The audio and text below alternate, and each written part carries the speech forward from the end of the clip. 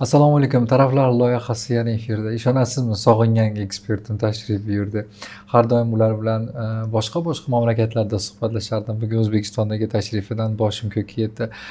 Oyni yuqori o'lchamlarga o'tkazguvchi master o'tkazguvchi Shexina bugun taraflar dasturini yana bir bor mehmoni. Xush kelibsiz. Xush ko'rdik. Assalomu alaykum.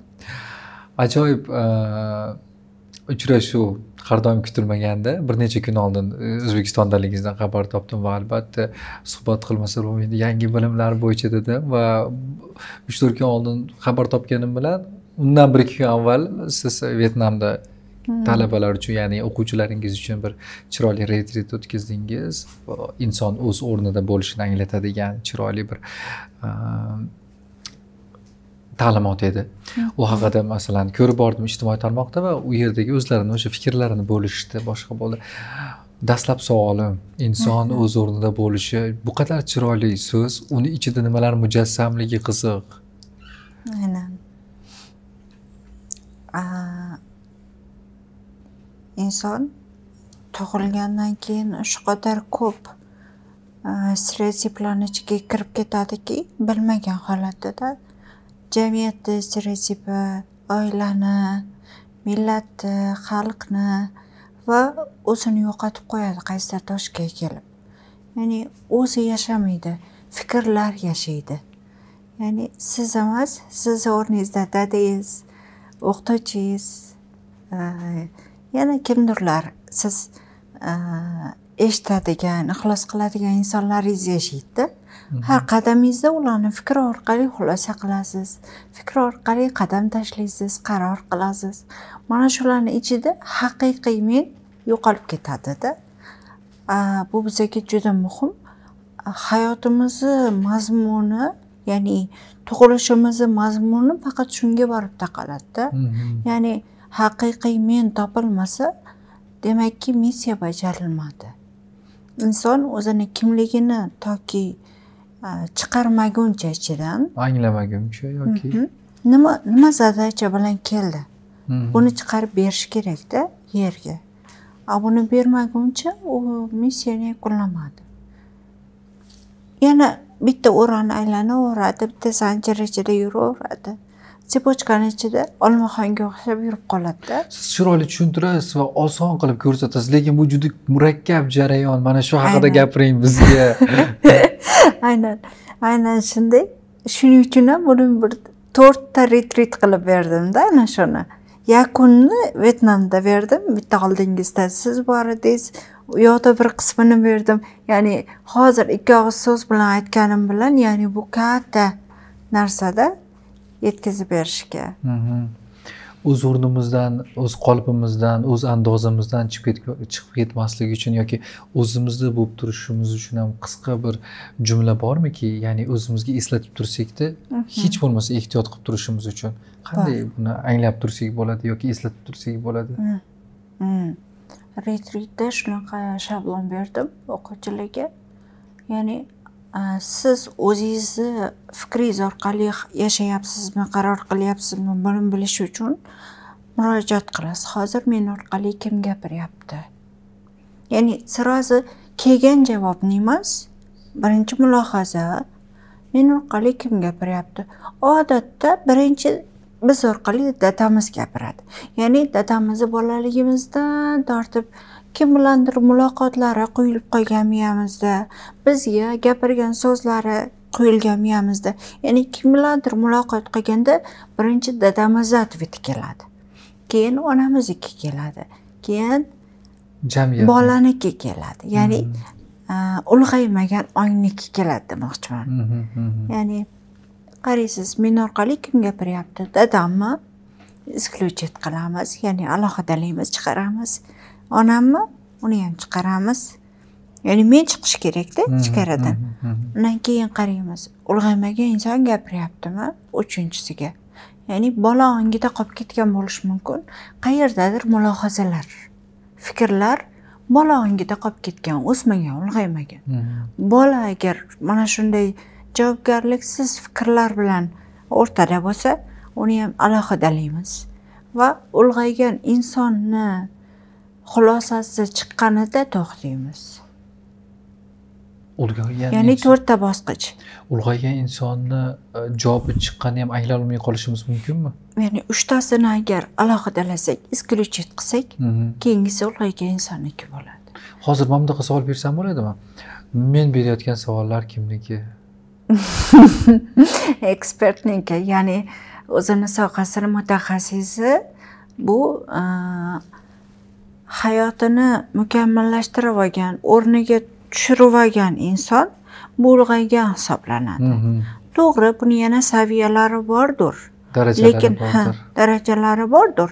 Lekin u ma'lum bir darajaga keldi. Podkast oladigan, ya'ni katta ekspertlar bilan suhbat qiladigan darajaga keldi. Qanday qilib buni ulg'aymagan deyish mumkin? Ya'ni gaplaringiz qiziqki, haqiqatda ba'zi bir narsalarni sotib olgandan keyin uyga borgandan keyin umuman yoqmaganligini, nima uchun olganligim haqida ham xariddan so'ng shunaqa bir tushunchalar ham borda.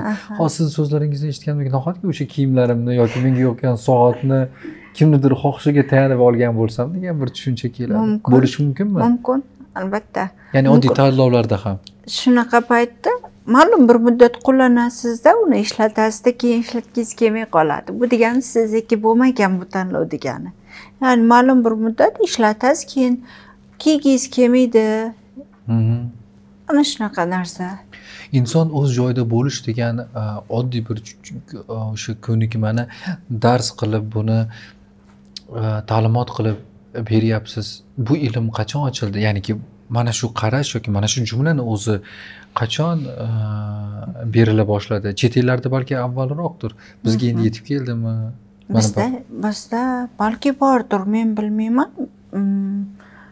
O'zi umuman olganda bularni hammasi qadimiy bor narsalar, bilimlar, hammasi.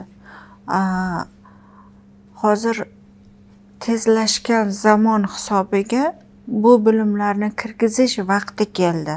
Ya'ni ulg'aygan inson bilimlari, ulg'aygan shaxs bilimlari, mas'uliyatini o'ziga olgan insonni harakatlarini kirgizish vaqti keldi.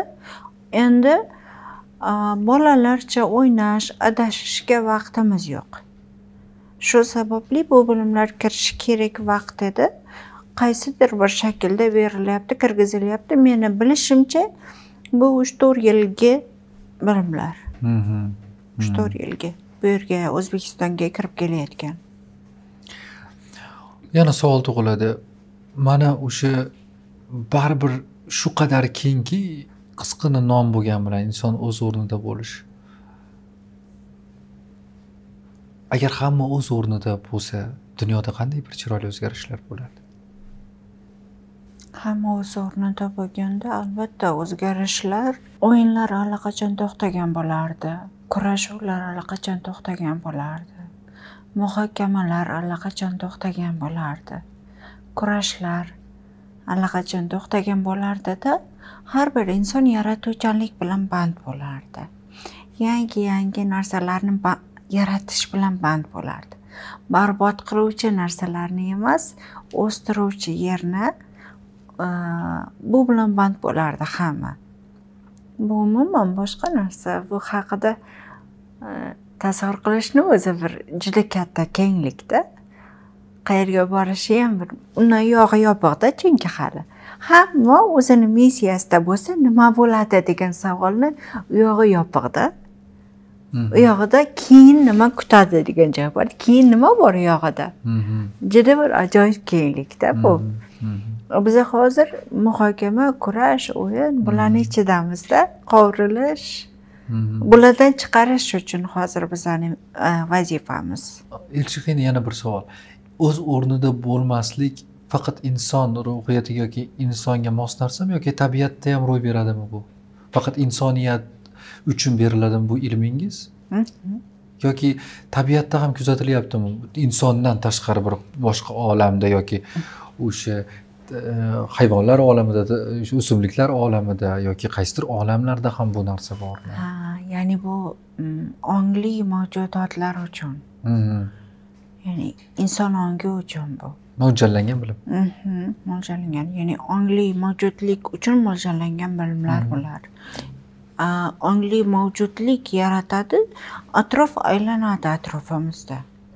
Biz istaganimiz kabi. Tabiat biz istaganimiz kabi, mavjudliklar boshqa biz istaganimiz kabi. Biz yaratganimiz kabi. Biz qanaqasini ko'rgimiz kelayotgan bo'lsa, xuddi shundoq atrof bizda mavjlanuvchi aks sifatida. Boshqa narsa emas. U bizda aks etadi xolos. Man yana bir yo'nalishingizga e'tibor beraman-da. Ayollar uchun gapirayotganlar bor, qizlar uchun, bolalar uchun gapirayotgan bor. Sizni ilmingizni berayotgan ta'limotingiz hech jins tanlamasligini yoki yosh tanlamasligini bilib qoldim yaqinda kuzatib. Chunki gapirayotganingizda ayollar eshiting yoki erkaklar eshiting emas, shunchaki gapirasiz.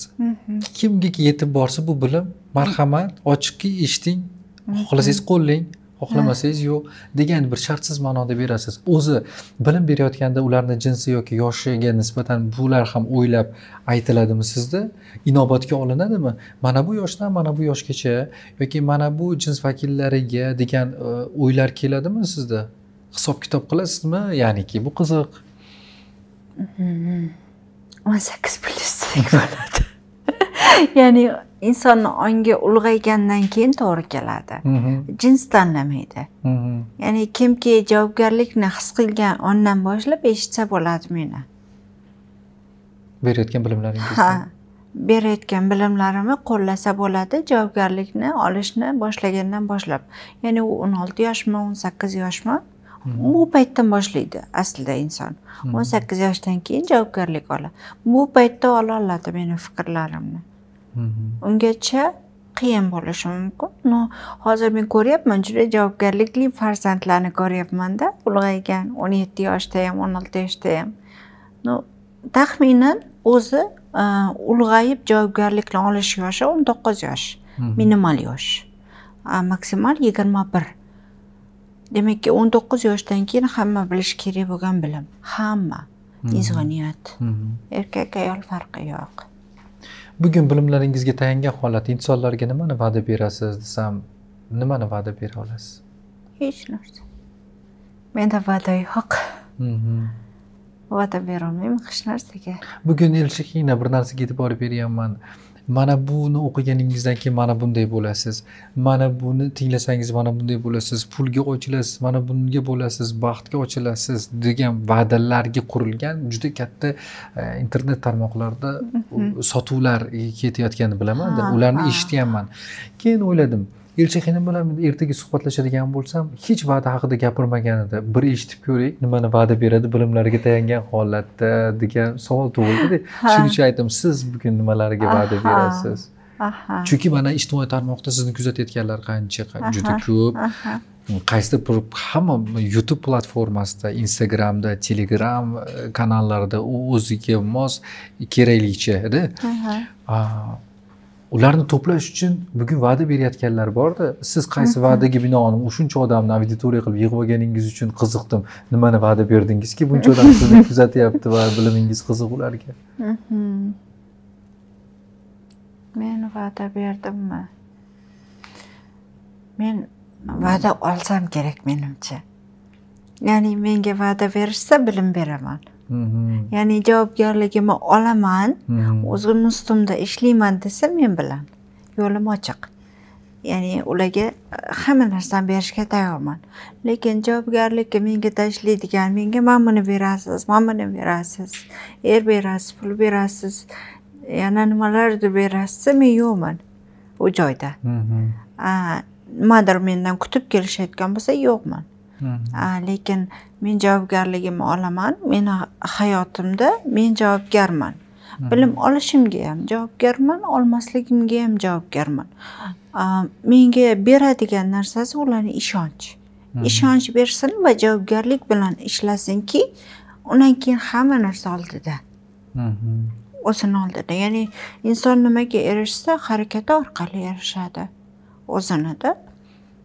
Yaqinda kelgan paytimda shunaqa so'zlarni eshitdimda, ya'ni yaqinlarim so'rayapti.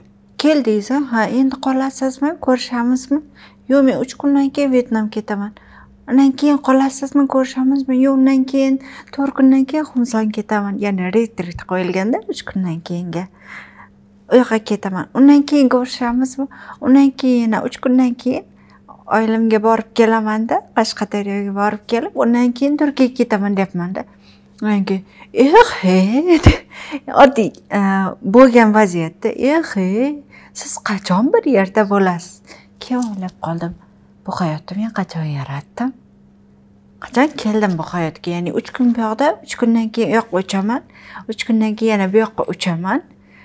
Uchadigan tez o'zgaradigan joy, maskan, aura, atmosfera, hayot tarzi, hayot sifati har onda o'zgarishiga yetib keldi-da hayot sifatim. Lekin bu 10 yil oldin yo'q edi, tushimda ham yo'q edi. 10 yil oldin o'yladim, bu yerga kim keldi hozir? Kimning ongiga keldi? Meni ongim keldi bunga. Qanday keldi? Harakatim orqali, to'xtovsiz bilim olishim orqali. Men buning uchun kimdandir va'da olmadim. Men buni va'da bergan bo'lsang, men seni bilimingni olaman demadim. Menga hech kim hech narsa va'da bermadi. Faqat javobgarlik bilan ketildi. Keldim, bu joyga men keldim. Ya'ni kim istasa keladi o'zi istagan hayotga. Men buni tanlov qilibmanki, bunga keldim. Ya'ni 3 kunda qayerlargadir yuruvchi inson holatiga.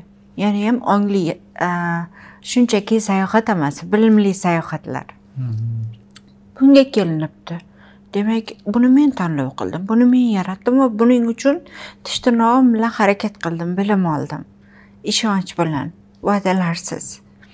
Ya'ni kimki nimani istasa va mendan olishi istasa, menga ishonsa, bilimlar olganidan keyin u keladi o'zi istagan maqsadiga. Men bilmayman uni asl maqsadi nima. Ba'zilar bo'ladi, asl maqsadim mana bu deydi, lekin bu bo'lmaydi. Bu chiqadi-da. Asl maqsadi. Pul uchun keladi, sog'lik uchun, yana nimadir farzand uchun keladi. Asl maqsadi uni oliy o'zligiga yetish bo'lib chiqish mumkin-da va shuning ichida g'arq bo'ladi, mazza qilib yashaydi-da va mana bular afsona ekanligini tushunadi. Aha, mana bu yerda ekan asl haqiqat. Endi angladim. 3 yil o'tib, 4 yil o'tib, endi angladim deyishadi-da, shuning ichida g'arq bo'lishadi, keyin mazza qilib-da. Bilmaymiz uni asl niyati nimaligini-da. Harakati qadar olaveradi va har harakati qadar uni maqsadi buyuklashib ketaveradi. Natija buyuklashib ketaveradi. Ertaga meni ham nima kutishini bilmayman. Qaysi hayot tarzi kutadi, uni bilmayman. Hamma insonning ongida o'sha fikri bo'ladi, qo'rquvi bo'ladi, shu bilan birga shubhasi bo'ladi, hamma narsa bo'lishi mumkin. Ilmlaringizga nisbatan ichingizda shubha ham uyg'onadimi? Yoki uyg'onganmi? Yo'q. Negadir yo'q. O'zi bo'lishi ham normal. Menda yo'q. Lekin o'sha siz bilim berayotgan o'quvchilaringizga bemalol ularda shubha berishga ruxsat beriladimi? Ya'ni marhamat. Bemalol shubha qilishlari mumkin, qancha paytdir mulohaza qilishi mumkin, balki bir xillar ba'zi o'quvchilarimiz yillab mulohaza qilib ikkilanishadi va 1-2 yildan keyin yana qaytib kelishadi. Bu ularning yo'li. Balki demak ularning shansi bordir buncha kutishga. Balki menda yo'qdir bu shans. Imkoniyat. Shunga ko'radir balki, negadir menda yo'qda, lekin bu bo'lishi ham norma. Bilimlarga ikkilanish, ishonmaslik, nimadir beradimi, yo'qmi o'zi deyishlik, bu yaxshi narsa aslida, ikkilanish. Ya'ni mana shu savol bor paytda inson keyingi etapni qidiradi. Izlanadi-da, chuqurlashadi, qaraydi, atrofga teran nigoh bilan qarasin. Bu juda zo'r. Ongsiz ravishda ketmasin, ergashib. Mulohaza qilsin, qarasin, keyin o'zi kelaveradi. Va yana bir savol bermoqchiman. Nima uchun pullar haqida kam gapirasiz? Pullar haqida. boylik haqida kam gapirasiz, bilim haqida gapirasiz, inson ruhiyati, tinchligi, osudaligi, hayotini sifati haqida mana shunaqa narsalar haqida ko'p gaplar bo'ladi sizda. Lekin boyib ketishi, pulli bo'lishi yoki nimadirlar haqida juda kam sizni ovozing, nima deydi, sizdan mana shunaqa so'z kam chiqadi. Bu qiziq. Chunki odamlarni ko'p qismi katta pullar, boylik qiziqtiradi. Lekin nimagadir shunaqa bo'lmasa ham sizda tinglovchilaringiz ko'pligini ko'raman. Keyin o'ylab qolaman, pullar haqida bu qadar kam gapiradi, lekin uni o'quvchilari shu qadar yaxshi eshitadi, tushunishadi. O'zingizga ham seziladimi? E'tibor berdim aytganingizdan keyin. Chunki hayotning sifati, yana pul deya olmayman. Hayotning sifati bu ongni darajasiga bog'liqda. Pul chaqirish mumkindir, lekin ong ko'targanchasi keladi-da. U natija, pul natija. Qolgan narsalar natijada ong nimaga tayyor bo'lsa u keladi, baribirga ham. Qancha urinmayin tayyorichasi keladi-da. Ko'tara olmaydi undan ko'pini agar ong tayyor bo'lmagan bo'lsa. Deylikki, oddiy ishda ishlovchi bir insonga katta pul yutug'i chiqsa-da, u nimaga sarflaydi, qayerga sarflaydi? Ya'ni yuqori olam biladi-da, ko'tara oladigan insonga bu yukni berishini, bu mas'uliyat, pul. Katta mas'uliyat. Qayerga sarflashi, ya'ni bu bunday qilib qaraganda xavfli qurol-da. Bu kuch, bu qudrat. Qayerga qarab ishlatadi, hozir uni qo'liga berib qo'ysak. Men bunga javobgar bo'laman keyin. Pulni keltirib qo'ysam-da uni hayotiga, misol uchun. Bunday anaqam yo'q, xususiyatim pul keltirib hayotga kirgizib qo'yadigan-u. Balki shunaqa xususiyatim bo'lsa-da, uni hayotiga pul kirgizib qo'ysam-da, lekin ongi tayyor emas bu pulga. Qayerga ishlatadi? Balki borliqqa zarar yetkazish uchun ishlatar. Javobgarlik menda bo'ladi bu paytda uni ustida. O'quvchimni javobgarligi menda bo'ladi-da, uni masteri sifatida. Menga shuning uchun ham yoqimli o'quvchilarimni ustidagi mas'uliyatim o'laroq uni ongiga ko'ra kesib hayotini sifati. Pul mavzuida darsliklarim bor, lekin u pul keltirish uchun emas. U ongini serobgarlikka ko'tarish uchun. Bunga xizmat qilaman faqat. Pul chaqirish uchun emas, ya'ni. Yo'q. Anaqa texnikam yo'q. Bugun insoniyat, chet elda yashaganingiz uchun aytyapman. Bugun insoniyat yoki o'sha chet davlati qanday texnikalarga ehtiyoji bu qadar bo'ladi? Nimaga texnologiya? Bugun o'zbek jamiyati ehtiyojidan kelib chiqib aytaychi, mana siz Turkiyada yashaysiz, u yerda turib bu yerni kuzatishingiz osonroq bo'ladi yoki gaplashayotganda his qilishingiz yaxshiroq bo'ladi. Yo bo'lmasam o'zingizning o'quvchilaringizni fikrlashidan kelib chiqib, ularni bu qadar mana bu texnikalarga ehtiyoji balandligini his qildim yaqinda. Shuning uchun ham mana shunaqa narsalar berdim. Xo'p, o'rnida turish texnikasi ham ularning ehtiyojidan kelib chiqqan holat albatta. Yana baribir. Yo bo'lmasam savolni o'zgartiraman. Kelajak 10 yil ichida insoniyat siz kabi masterlarni qanday bilimlarga ehtiyoji yuqorilashadi, qanday texnikalar so'raydi? Buni qaysidir ma'noda soha mutaxassis sifatida bashorat qilib bera olasizmi? Mana bunday texnikalarga talab kuchayadi va shunaqalar so'rashi mumkin degan. Agar men kabi masterlar 10 yildan keyingi prognozini so'rayotgan bo'lsangiz, hech qanaqa texnika ishlatishmay qo'yadi. Faqat berish uchun ishlatamiz, o'zimiz uchun ishlatmaymiz. Ya'ni insoniyatga bilimlarimizni berish uchun eng yuksak saviyadagi texnologiyani ishlatamiz, lekin o'zimiz uchun ishlatmaymiz. Chunki o'zimiz bu bilimlarni to'g'ridan to'g'ri qabul qilamiz. Ya'ni bu bilimlarda yashaysiz. Ya'ni har onimizda ulanganmiz bilimlarga. Asl, toza, qadimiy bilimlarga ulangan holatda bo'lamiz. Bizni hech qanday texnologiyaga ehtiyojimiz qolmaydi master sifatida. Lekin bilim beruvchi uni yetkazib berish uchun lekin eng yuksak texnologiyalarni foydalanamiz. Eng yuksagini. Nimaiki bo'lsa bo'lsin. Yaqinda mana shunaqa vaziyat bo'ldida, hozir ChatGPT chiqqanda men tushunmayman u narsani to'g'ri abyomda qanaqa ishlatiladi, nima qiladi. Turmush o'rtog'im bitta savoli chiqdi oldiga. Uni ko'proq murojaat qiladi ChatGPTga, so'rayapti. Nima qilsam bo'lar ekan? Savolni birinchi mendan so'rayapti-da, hali yozmasdan unga. Keyin nima qilsam bo'lar ekan? Qarasam rostdan ham chigal savolda. Rostdan ham nozik savol, unga tegib ketmaslik kerak, dars ketadi bu savol. So'rab ko'r qani nima der ekan ChatGPT senga dedim. So'raganda shunaqa chiroyli javoblar berdiki, GPT shunaqa chiroyli va ko'p va bitta master bu qadar bilmaydi. Keyin qarab chiqdim. Buni o'yin darajasi menikichami yoki yuksakmi? ChatGPTni qarab chiqdim. 10 tacha variant berdi-da. Shunaqa sof javoblar. Keyin 1, 2, 3 o'qib kelyapman. Bu savolni qachon murojaat qilgan bo'lsa, menga bunga yordam bergan paytimda 8 tasini ishlatibmiz-da. Meni bilimlarim bilan. 9-10-sini o'qiyapman. O'sha dars ketadigan javoblar. 9-10-si. Ya'ni bu vaziyatni barbod qilib qo'yadi. Agar 9-10-siga murojaat qilinsa, keyin aytdim, demak shu yergacha ekan.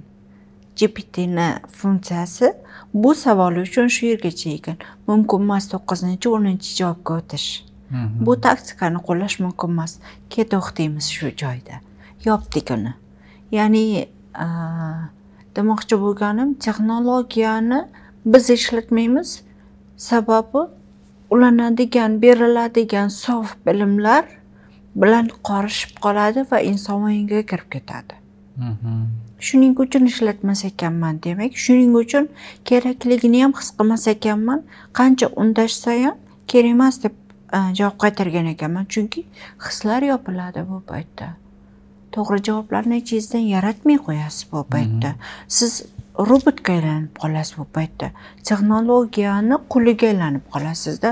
His qilmaysiz, qarshingizdagi insonni vaziyatini his qilmaysiz, holatini, keng ko'lamini his qilmaysiz. Shunaqangi chiroyli yaratilganki, 8 tasini olgandan keyin 9-10-ni ham to'g'ri deb o'ylaydi inson. Lekin o'sha joyda yonadi. O'sha joyda barbod bo'lishi mumkin. O'shaning uchun murojaat qilishni %100 to'g'ri deb bilmayman. Keragichasini ishlatilishi kerak va qolganiga o'zida bilimlarni yaratishga urinish kerak insoniyat.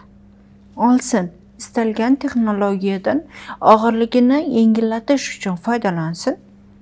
Lekin uni ichiga nima deydi, qo'pol qilib aytsam, quliga aylanib qolmasin. Baribir o'zini fikrlashini ochish kerak. O'zini serqirraliligini ochish kerak. Nega? Texnologiyani quli. U vosita bo'lish kerak. Sizga yordam berish uchun, siz yana ko'p qirralaringizni ochish uchun vosita bo'lish kerak. Uni oyog'i emas. Shuning uchun foydalansam, texnologiyani eng yaxshisiga foydalanishga o'tiraman, lekin u men uchun emas, berishim uchun. Ajoyib. Yana bir savol tug'ildi. Ta'limotingizga ko'ra inson o'lgandan keyingi hayot qanday tarzda davom etadi va qayerda? Tana oladi. Tana qariydi. Tanani dorilarni muddatib oladi-ku.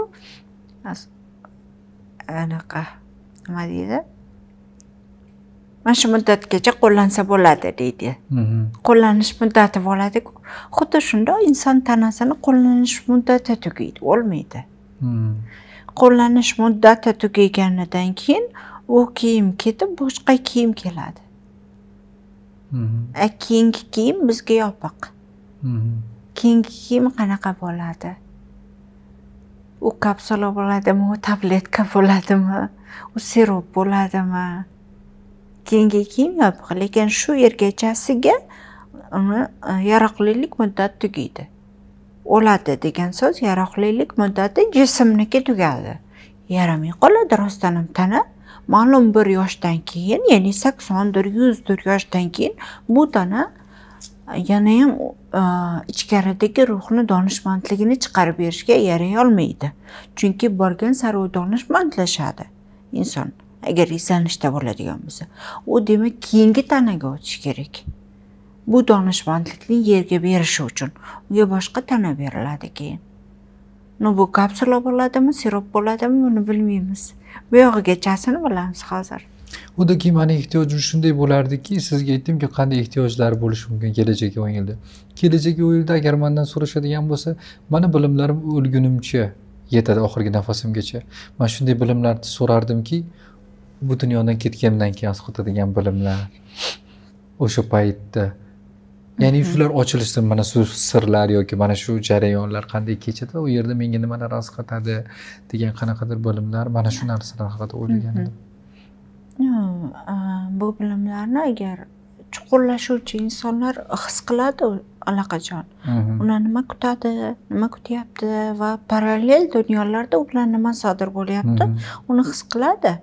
Men endi omma uchun berayotgan ma'lumot bo'lgani uchun bunga moslab beryapman ma'lumotni. Yaxshi. Qancha savol kelsa javob olish va siz javoblaringiz meni variantlarimga u qadar o'xshamasligi ham qiziq. Chunki men bundaqa durmikin desam, men boshqacha tarafdan boshqa javoblar berasiz-da. Suhbat shuning uchun ham ko'proq siz bilan yoqimliroq va ko'p marta ko'radiganroq bo'ladi. Man kabi siz sog'indingiz bu suhbatni o'zi? Aynan, rostdan ham sog'indim. Mendagi serqirralilikni ochib berasiz, yaxshi ochib berasiz. Insoniyatga ochib berasiz meni bilimlarimni. Bu yoqimli jarayon. Ayol bo'lmaganingizda bu qadar bilimni seropiyarlik ongida bera olarmidingiz balki? Mana shu ham xizmat qilarmikan ayolligingiz? Ayolligim albatta. Juda xizmat qiladi. Erkak ongi bilan ayol ongi juda farqli. Shunda siz erkaklarni qizg'onchiq demoqchimisiz? Yo'q, seropiyarlikda berish haqida javob bermadim. Bu qadar chuqur berish haqida javob berdim. Erkaklar chunki baribir mantiq insoni. Ayollar kenglik insonida. Bitta narsasini olib qo'ysangiz, bitta narsasini o'ynab ketaveradi-da. Xuddi bola kabi. Shokoladini olib qo'ysangiz, konfetini yeb ketaveradi-da. O'shanday. Unda g'oyalar ko'p, bolachalarda ideyalari ko'p-da.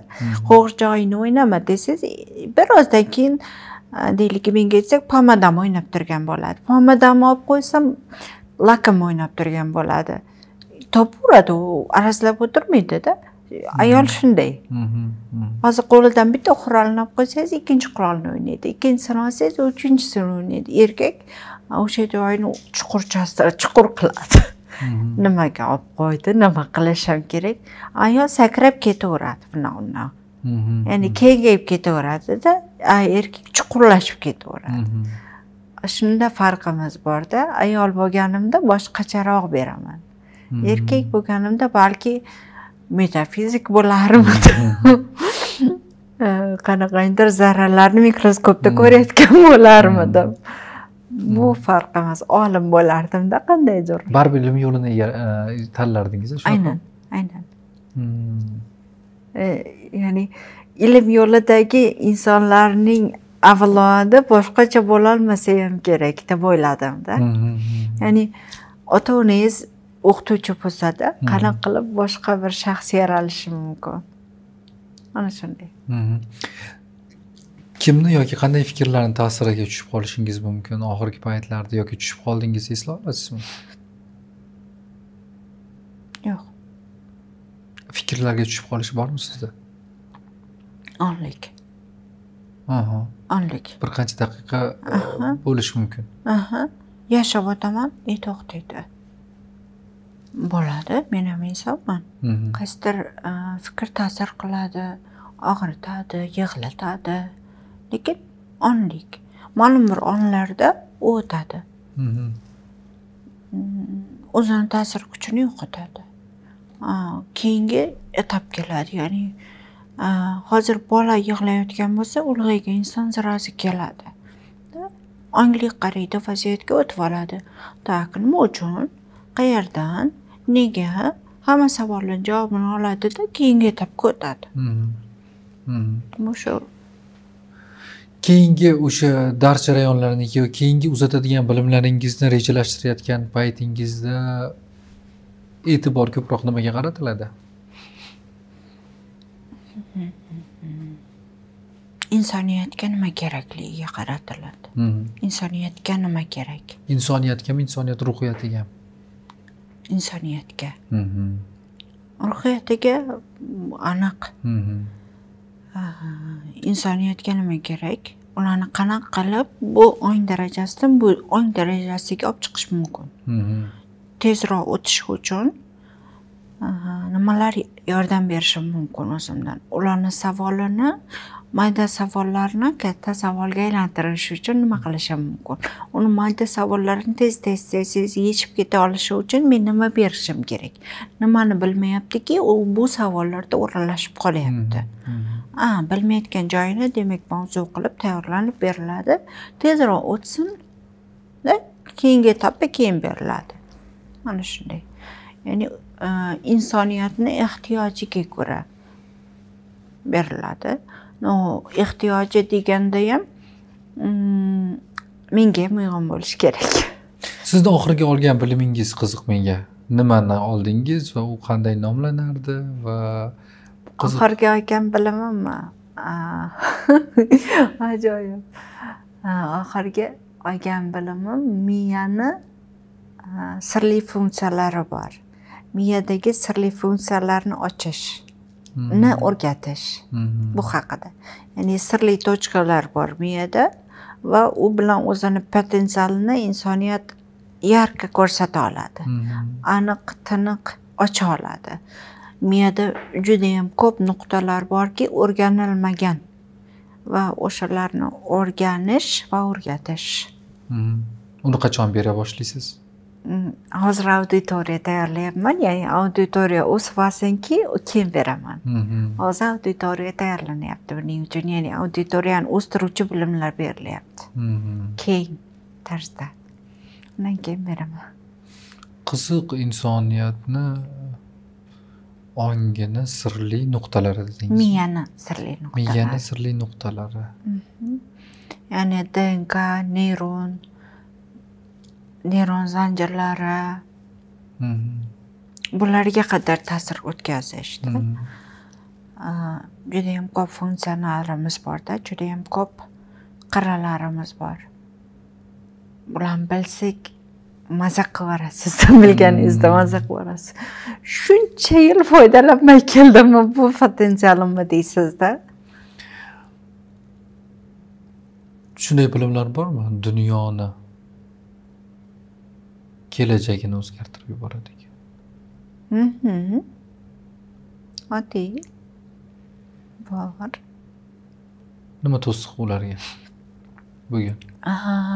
Dunyoni kelajagini o'zgartirgan bilan insoniyatni ongini o'zgartirmasa, filtr ishga tushib ketadi. Tozalash ishga tushib ketadi. Shuning uchun dunyo bilan bir oqimda ketishga to'g'ri keladi. Borliq bilan, yer bilan bir oqimda ketishga to'g'ri keladi. Bitta insonni o'zi o'zgartiraman desa, filtr chuqurlashib ketadi, kattalashib ketadi. Ya'ni barbod bo'lish kerak ko'p hujayralar. Ko'p hujayralar ketsa, o'zgartiruvchi total bitta katta kuch qoladi. Qolganlar tark etishi mumkin. Xavfli edi. Qolganlarni o'stirib tenglashtirib yuborilsa, bu uyg'un. Yilchaqina bir narsadan ko'pchilik nolayotganini ko'ryapman. Insonlar vaqt bilan bir tekisda keta olmayotganligi, sog'lig'i bilan bir tekisda keta olmayotganligi, yoshi bilan bir tekisda keta olmayotganligi bilan nolishmoqda. Ya'niki o'zi 40 yosh, lekin uni tibbiy ko'rikdan o'tsa bir 60 yoshlik dardi bor. Yoki kun bo'yi 24 soat unga yetmayotganligi haqida, ya'niki vaqt bilan uyg'un keta olmayotganligi haqida nolyapti. Nima sabab? Bunga yechim nima?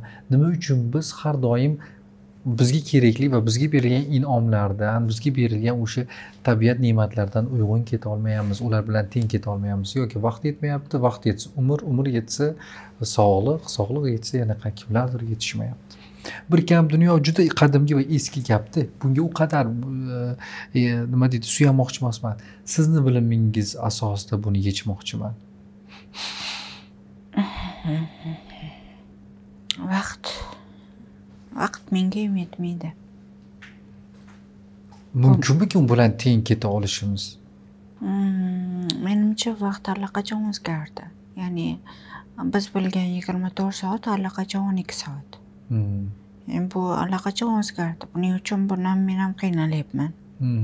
Ya'ni beradigan bilimim, potensialim, oladiganim yetishtira olmayapman, 24 soatga yetmaydi. Bundan men ham qiynalyapman.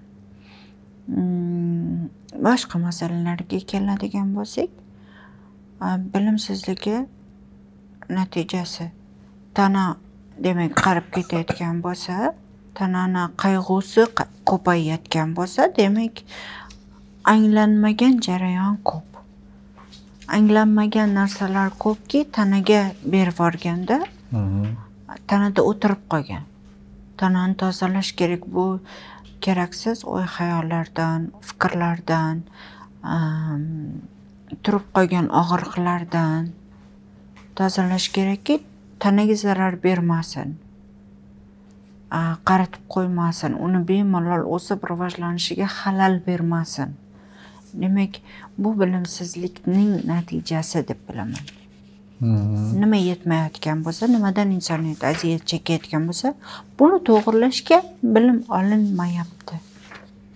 Buni o'zgartirishga, ya'ni yuksaltirilmayapti, rivojlantirilmayapti. Shunday deb bilaman. Shu o'rinda yana bir savol tug'iladi.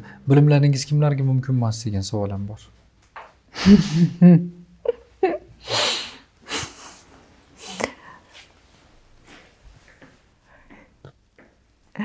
Bolalarga mumkin emas. Ya'ni demoqchi bo'lganim, bola ongida 60 yoshda bo'lsa ham mumkin emas. Ongi ulg'aymaganlarga. Javobgarligini olmagan hech kimga mumkin emas. Natija bermaydi, foyda bermaydi, yonadi puliga, kuyadi puliga.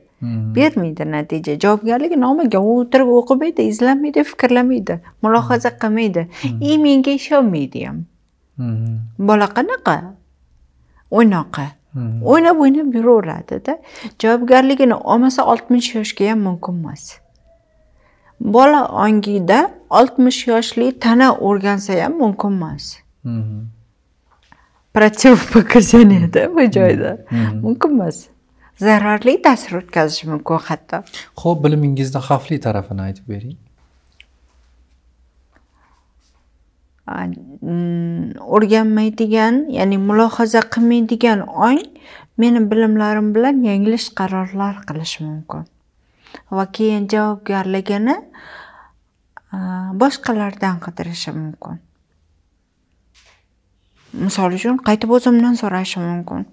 Sening bilimingdan men mamnaqa holat qildim, mamnaqa qaror qildim, mamnaqa vaziyat bo'ldi, mamnaqa bo'ldi, endi sen javob berasan deyish mumkin. Menga bog'lana olmasa sudga bog'lanishi mumkin.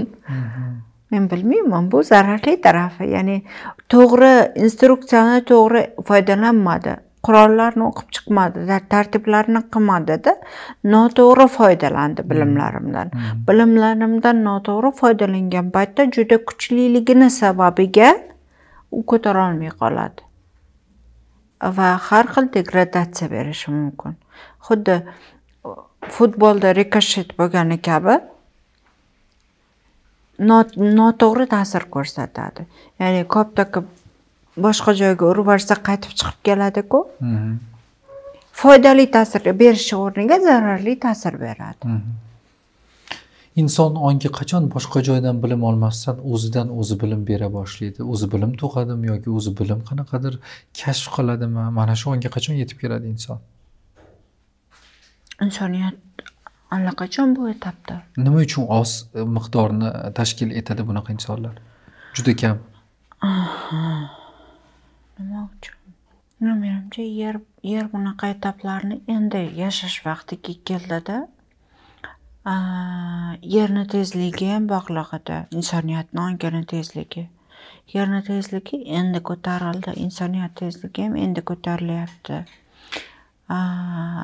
Va bora-bora buning uchun vaqt ham berilmaydi, tezlashadi. Vaziyatlar ko'payaveradi, tezlashaveradi, chuqurlashaveradi. O'rganmaslikning ilojisi qolmaydi. Bunga imkon ham berishmaydi. Bilim olmaslikka imkon ham berishmaydi.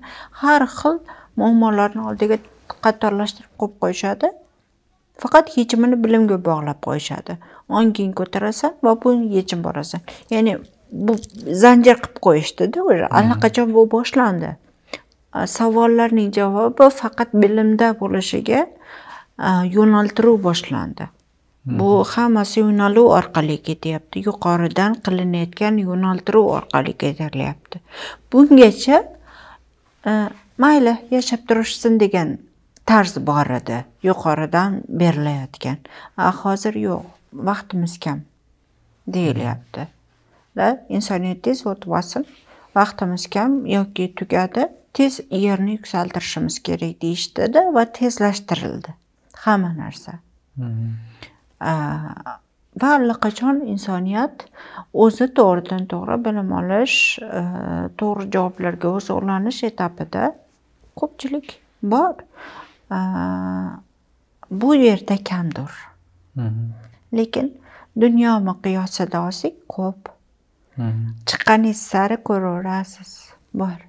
Ya'ni shu davralarda bo'lgan paytingizda siz endi hozir jamiyatda ichidagi insonsiz-da. Jamiyatdan chiqib, deylikki, bizani bilimlarimizdagi o'quvchilarning ichiga tushib qolsangiz, ko'p ekansizlar, deysizki. Hozir bu yerda bo'lganingiz uchun ha deyapsiz. Insonga uyqu nima uchun kerak?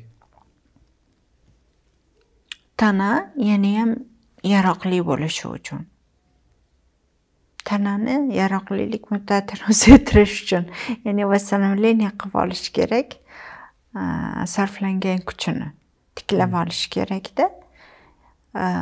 Yana ham o'zini funksionalini to'laqonli ravishda bera olishi uchun uyqu kerak. Ba'zi bir savollarni uyqu orqali hal qilinish uchun ham uyqu kerak. Ong ko'tarilgan va ba'zi bir savollarni yashab o'tish emas, tushlar orqali boshqa parallel o'lchamlari orqali o'tishi uchun ham uyqu holati kerak bo'ladi. O'sha paytda berish kerak buni. Do'stlik nima uchun kerak?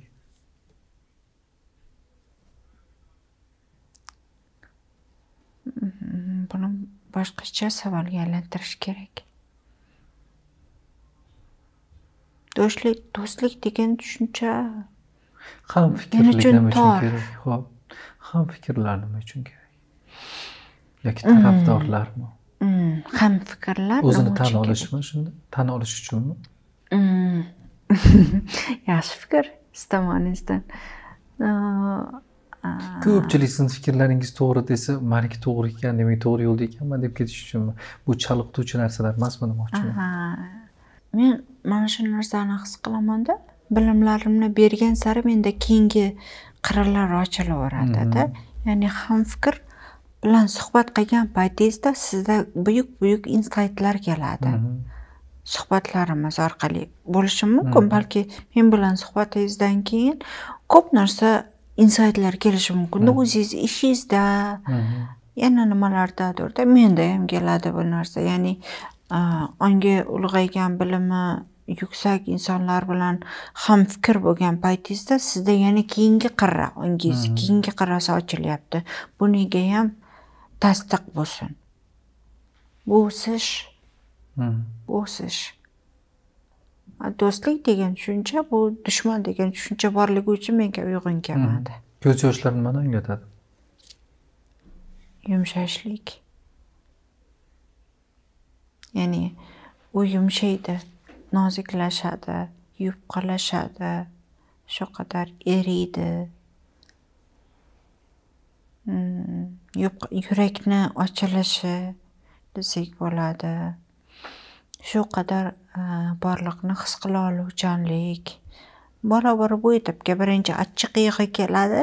Ana undan keyin xursand paytingiz ham yig'lab boraverasiz yoki kimgadir og'riq bermaslik uchun ham o'tirib yig'lashingiz mumkin. Shu qadar yupqalashib, yuragingiz ochilib ketganda, og'ritib qo'ymaslik uchun ham o'tirib yig'lashingiz mumkin. Bu yurak ochiqligi deyishim mumkin hozirgi etapda. Inson hayotini sifati oshish uchun 3 ta omil sanab bera olasizmi? Nimalar kerakligini?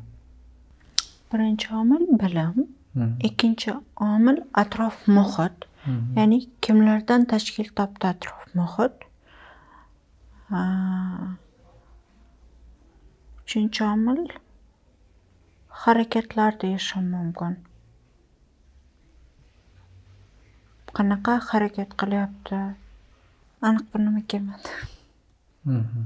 Inson har doim nima uchun kamchiliklarni ko'rishga harakat qiladi yoki e'tibori kamchiliklarga ko'proq bo'ladi? Inson ongidaligi uchun kamchilikka ahamiyat qaratadi. Qanday insonlar xayolparast bo'ladi? Qalbida yashaydiganlar. Qalbida yashaydiganlar xayol qila oladi, orzu qila oladi. Unda chegara yo'q. Qarz nimani anglatadi? Qarzlar ko'pligi nimani anglatadi? Javobgarlik yo'qligi. Sizni olamingizda ko'zi ko'rmaydigan, qulog'i eshitmaydigan yoki bo'lmasam xatti-harakatlarida cheklov bor nogiron insonlar qanday insonlar? Missiyasi baland. Missiyasi buyuk. Vazifalar. Vazifalar. Agar u onglik ketayotgan bo'lsa-da, o'tirib nolayotgan bo'lsa, unga bir nima deya olmayman. Shu tanaga ko'ra ongli harakatlanayotgan bo'lsa, demak uni vazifasi juda chuqur. Yaqinda Turkiyada bir jarrohlik avtohalokatdan keyin jarrohlik o'tkazgan bir bemor o'zini tilini unutib, Daniya tilida gapirayotganligini haqida axborotlarda e'lon berildi ijtimoiy tarmoqlarda. Xo'p, inson qanday holatda komadan keyin yoki jarrohlikdan keyin yoki avtohalokatdan keyin qanaqadir bir falokatdan keyingi hayoti umuman o'zgarib ketishi nima bilan bog'liq? Shunda boshqa odamga aylanib uyg'onadimi? Qayta tug'ilish. Bu yerda qayta tug'ilish ketayotgan bo'ladi. Keyingi missiyasi ishga tushadi. Bundan keyingi missiyasi, demak bu yergacha bo'lgan missiya yakunlandi. Koma orqali va keyingi missiya ishga tushdi.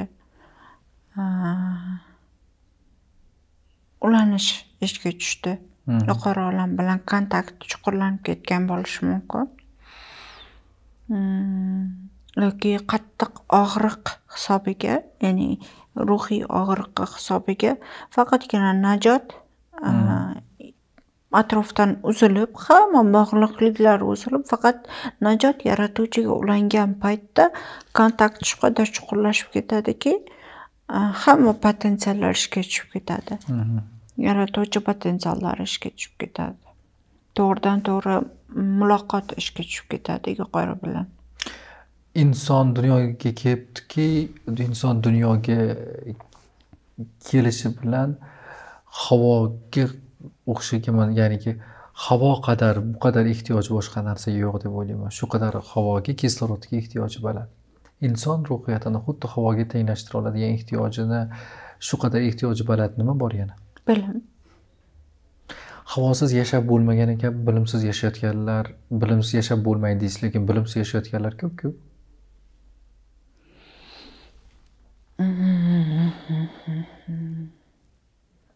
İnsanmikan? Bilimsiz yashayotganlar. Ong darajasini qarab ko'rish kerak. Inson ongi darajasidami yoki tosh davridami? Qo'polsizlar ishlatib qo'yishim mumkin. Biz orzu qilayotgan yoki siz orzu qilayotgan, siz kutayotgan o'lchamlar haqida gap ketganda, qadimgi avlodlarimiz orzu qilgan Fozil kishilar shahri mana bunday bo'ladi deb orzu qilishgan.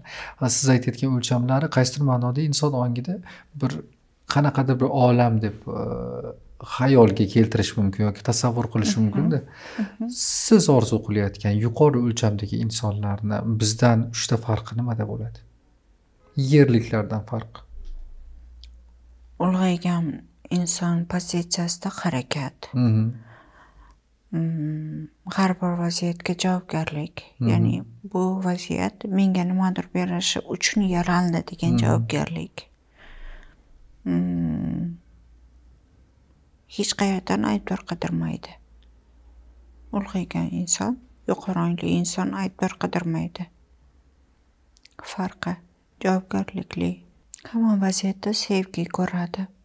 Butun dunyodagi mavjudotlarni biz ko'rib turgan atrof olamdagi narsalarni bitta tili bor yoki bitta tilga o'tkazish kerak yoki tushunadigan bitta tili bor desa, u sevgi tili deya olasizmi? Sevgi tili deyman, sevgi dini deyman.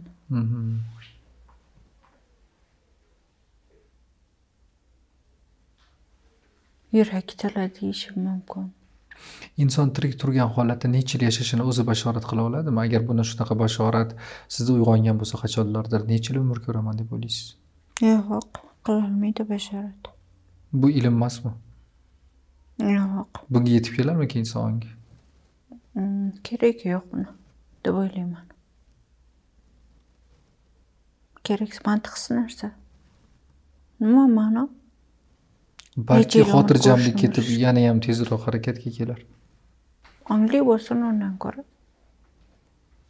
Ongli bo'lsin-da, har onida mas'uliyatni his qilsin, har onida javobgarlikni his qilsin, har onida ketishi mumkinligini his qilsin. Har onida bu umr tugashini his qilsin. Bugun hozir tugashi mumkinligi haqida o'ylash mumkin. Va bu xavf tug'dirish kerak emas. Va bu shans ham berish kerak emas. Ya'ni bo'ldi, umrim mana buncha ekan, demak, bemorlar o'ynab kulishi mumkin degan narsa ham emas. Bo'pti, mana buncha ertaga tugar ekan, ulgurib qolishim kerak degan narsa ham emas. Har lahzada javobgarlik bilan harakat. Bir soniyaga javobgarlik. Bunga kelinishlik kerak. Maqsadli tarzda harakat, bola bu harakatni qilagan bo'lardi. Ajoyib shoiramiz bordi, Farida Afros, ularning bir jumlasi bor. Umr asli bir kundir, o'sha kuning bugundir degan. Bunga fikringiz qanday? Aynan hozir va bugun. Hozir. Uni prognozini o'rgangandan ko'ra hozirni foydali o'tkazgan ma'qul. Prognozlar chunki ongning yechgan savollariga ko'ra o'zgaradi. Bugungi qilingan xulosa deylik, bu hozirgi ong darajasiga ko'ra qilinayotgan xulosa. Bu degani, agar shu ongda qotib qoladigan bo'lsangiz, sizni 80 yil umringiz bo'ladi deyish to'g'ri keladi. Lekin u ong o'suvchi, rivojlanuvchi bo'ladigan bo'lsa, uni balki 60 yoshida bu missiyasi yakunlanadi. Balki 40 yoshda, balki 120 yoshida. Demak, ulg'ayuvchi ong uchun prognoz degan narsa yo'q. Cheksizlik bor. Bilib bo'lmaydi, ertaga nima bo'ladi. Uni savollari o'zgarib, keyingi savollar yaralaveradi. Bir suhbatimizda juda e'tirozlarga sabab bo'lgan javobingiz bor edi. Bundan buyog'iga ajrimlar ko'p bo'lsa bo'ladi, hech qachon kamaymaydi degan. Fikrlaringiz o'zgardimi? Yo'q. Ilm olmaydigan bo'lsa-da, shundoq ketaveradi. Ilm ko'paymaydigan bo'lsa, ya'ni oilani o'stiruvchi bilimlarimiz yo'q-da. Bir-birini hurmat qiluvchi bilimlarimiz yo'q. Shartsiz munosabatdagi bilimlarimiz yo'q. Qarshisidagi insonni his qiluvchi bilimlarimiz yo'q. Qarshisidagi insonga hurmat emas, mulkchilik bor bizda. Inson ongida. Mulki sifatida. O'ziniki qilib olish. Ayolni erkakka, erkakni ayolga va ikkalasiniki bolaga mulkchilik. Bu oila deyilyapti-da. Bu oila emas. Bu unaqa qamoq. buni o'zgartiruvchi bilimlar bo'lmaguncha ajrimlar bo'laveradida. Ya'ni oilaga hurmat kerak. Buni hurmatli, sevgili tarzda yaratilmasa, bu oila barbod bo'laveradi. Aynan mana shu aytayotgan bilimingizni olish uchun sizni kanalingizni qaysi bilimingizni eshitish kerak?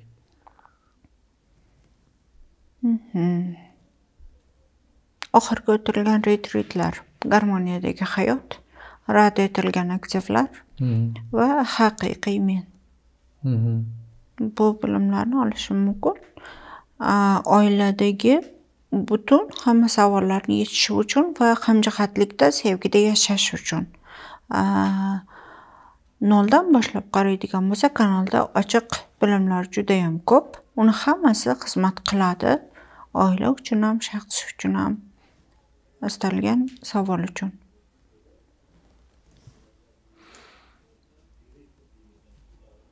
Oxirgi bilimingizni yoki oxirgi bilimingiz mana oxirgi yana bu yilga mo'ljallangan nechta retritingiz bor? 2025-yilda yana nechta retrit qilib berasiz rejangiz bo'yicha? Oxirgi ikkitasi ma'lum. Oxirgi ikkitasi bu 4 kundan keyin Xumsonda bo'ladigan retrit. Undan keyingisi Turkiyada bo'ladigan retrit. Mo'ljallashtirilgan bu iyul oyining oxiri, avgust boshiga to'g'ri keladigan. Bu insoniyatni yana ham chuqur bir-birini his qila olishiga bag'ishlangan bo'ladi. O'zini savollarini va o'zgani vaziyatini his qilish, o'zini holatini anglash, o'zgani holatini anglash. Ya'ni mutaxassissiz yechimlar qila olish, kengayish bunga bag'ishlangan bo'ladi. Bilimlar. Nima sizni charchatadi? Tushunmasa inson. Vaziyatni tushuntirasiz, tushunmaydi-ku. Qaytib tushuntirgim kelmaydi keyin. Oson kalit qilib bersam ham tushunmasa keyin. Qo'ycha deyman-da. Bosh ver. Bosh ver. Ya'ni qiyin ekan deyman-da. Ya'ni tushunmasa qiynalaman. Charchab ketaman. Ko'p tushuntirmasam ham charchab ketaman. Ya'ni xijalab tushuntirish men uchun qiyin. Energiyangizni ehtiyot qilasizmi? Energiyamni ehtiyot qilaman desak ham bo'ladi. Kuchimni ko'proq narsaga sarflashimni haqida o'ylayman. Kerakliroq narsaga kengroq sarflash haqida o'ylayman. Ya'ni hozir bitta insonni chuqurdan olib chiqishdan ko'ra 100 ta, 1000 ta tayyor insonni keyingi etapga olib chiqish bu mazmunliroq harakat, mantiqliroq harakat. Buning uchun energiyamni avaylayman. O'zimni ko'taraman ongimni darajasini va keyin 1000 ta odamni ong darajasini ko'taraman. Bitta insonni muammosi bilan qovurilgandan ko'ra. Buning uchun avaylanadi energiya. Xumsondagi yaqinda bo'lib o'tadigan retritda nimalar ko'tariladi? Yurak ochilishi temasi. Ya'ni biz yuraklarimiz shu qadar yopilib ketganda, hattoki bir-birimizga seni sog'indim deya olmaymiz. Seni yaxshi ko'raman, yaxshi ham kelding, yaxshi ham borsan. Bu oddiy so'zlar, lekin bu yurakning yopiqligi ko'p narsani berkitib turadi. Necha kun davom etadi? 5 kun. 5 kun bo'ladi. Aslida bu yetmaydi, lekin mening imkonim bu qadar. Bundan ko'piga vaqtim yetmaganligi uchun. Bo'lmasa bu 20 kun qilsa ham kerak bo'ladigan tema. Ya'ni yurak yopiq bo'lganda sizda ish ham yopiladi, sog'lik ham, pul ham, munosabat ham, hamma narsa yopiladi-da. Bu juda muhim tema bo'lganligi uchun buni tezlikda yaratishga harakat qildik. Taxminingizga ko'ra nima deya olasiz? Yana 1 yildan keyin qayerda bo'lasiz?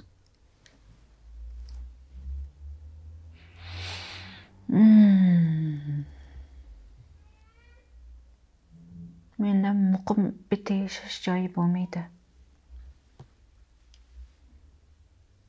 Muqim bitta yashash joyim bo'lmaydi, lekin Agar imkoniyat berilsa, qayerni tanlagan bo'lardingiz? yashab ko'rish uchun tanlardim, qayerni bo'lsa hamda. Bali bo'lishi mumkin. Yashab ko'rish uchun tanlaydigan joyim.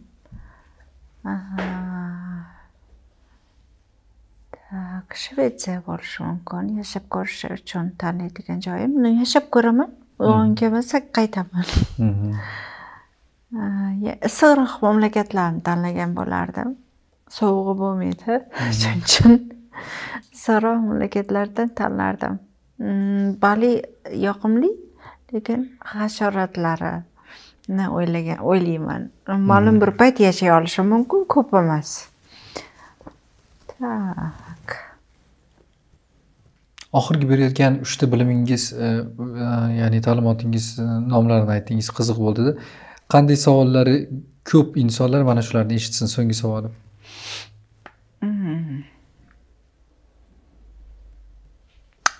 Hamma narsadan charchagan bo'lsa,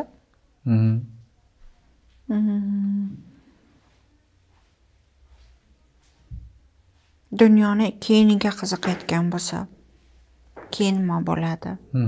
Ya'ni maishiy savollar allaqachon qiziqtirmay qo'ydi. Pul qiziqtirmay qo'ydi. Nimadadir sel bilan harakat qilish qiziqtirmay qo'ydi. Maqsad bilan olg'a harakat qilish qiziqtirmay qo'ydi. Bu yo'ldan bosib o'tib bo'lgan. Yoki qiziq qolmadi. Unda meni eshitsin. Keyinini ko'rsataman. Undan keyin nima bo'ladi? Keyinni ko'rsataman degan oqibatini desa ham bo'ladimi? Yo'q. Kenglik ko'rsataman demoqchiman. Undan keyingi kenglik, undan keyingi mazza qayerda? Ya'ni bundan mazza olmay qo'ydi-da, allaqachon. Maishiy narsalardan mazza olmay qo'ydi. Chunki inson rohatlanmasa yashagisi kelmaydi. Umr tugaydi bo'lmasa. Rohatlanmasa umr tugatgisi keladi. Yashash uchun sabab ko'rsata olaman keyin. Yashash uchun sabab miyamizda, ongimizda ekanligini va uning ichida g'arq bo'lib suzish mumkinligini va u tugamasligini ko'rsatib bera olaman. Mazza qilib yashash mumkinligini maishiy narsalarsiz ham. Buni ko'rsata olaman. Taraflar dasturida kerakli savollarga javob oldik. Har doimgidek suhbat jarayonida emas, uni montaj jarayonida men uchun zavqliroq bo'ladi. Javoblar bunga mana bunday javob berganmidi, men eshitmagandim dedi. Xayolim qayerda bo'ladi, yo bo'lmasam shu nima bilandir band bo'laman. Ko'proq sizda suhbatlaringizni YouTube kanalimda yoki Instagram sahifalarida ko'rish zavqliroq. Xuddi omma kabi, chunki kengroq tushuniladi nimagadir. To'g'ridan to'g'ri.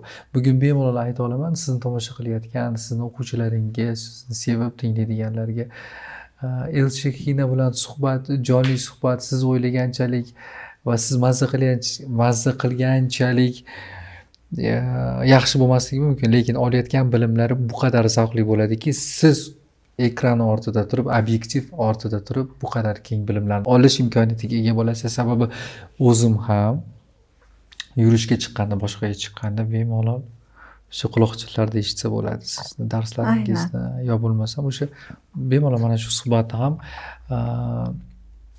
audio formatda ham joylaysizlar-ku, suhbatni ovoz formatda ham joylaysizlar. Aynan YouTube kanallaringizda ham olsa bo'ladi. Va so'nggi savolim deb yana savol kelib qoldi-da. O'zingiz suhbatlarni necha marta ko'rishingiz mumkin? Takroriy ko'ra olasizmi yoki bir marta ko'rasizmi? Bir marta takroriy ko'raman. Menga ham yoqimli haqiqatda. Chunki savollar oqim orqali javob beriladi. Ya'ni siz savolni oqim orqali berasiz, ulangan holatda men ulangan holatda javoblarni beraman. Bu yerda nima deganim esimda yo'q bo'ladi. Eshitganimdan keyin bunaqami deb eshitaman-da, o'zim ham hayratlanaman berilgan javoblardan. Mazza qilaman. Xuddi eshituvchilar singari o'zim eshitib mazza qilaman-da. Yoqimli bo'ladi. Va bu e'tiroflarim shu qadar ko'p keladi. Aynan podkastlarimiz orqali e'tiroflar ko'p keladi. podkastlar orqali sizni kashf qildik degan. Aynan Mironshoh bilan bo'ladigan podkastlardan biz keldik. Yoshi katta ayollar bu ta'riflarni berishadi, yoshlar ham berishadi. Men uchun bu yana ham yoqimli bo'ladi. Qayerda edi? Qaysi podkast edi? O'zim hayratlanaman-da. Nima gap ekan? Nima insonlarni bu qadar hayratlantiribdi, talpintiribdi? Menga ham qiziq bo'ladi-da. Eshitib ko'raman qaysichasi dedi. Yoqimli bo'ladi o'zimga. Shuning uchun kelganimda siz yozganingizdan buni belgi deb bildim-da. Demak, hozir podkast qo'yilishi kerak, ulgurishim kerak, bir yo'lini topishim kerak. Bo'lmasa bu belgi berilmasdi. Shuni oldingiz siz videoni bo'lishdingizda. Belgi deb hisobladim buni. Xush kelibsiz taraflar dasturiga deyishdan avvalmi keyinmi buni biz imkon qadar joylashtirib, bu ajoyib oppoq gullar sizga atalgan. Juda ham ajoyib gullar. Shunaqa mazali. Bunaqa tabiiy hidlar yoqimli, juda ham avvalambor e'tibor uchun. Juda ham tashakkurlar. Dasturimizga xush kelibsiz. Biz har doim sizni sog'inib qolamiz. Men ham sizlarni sog'inaman. Rahmat kattakon, charchamanglar.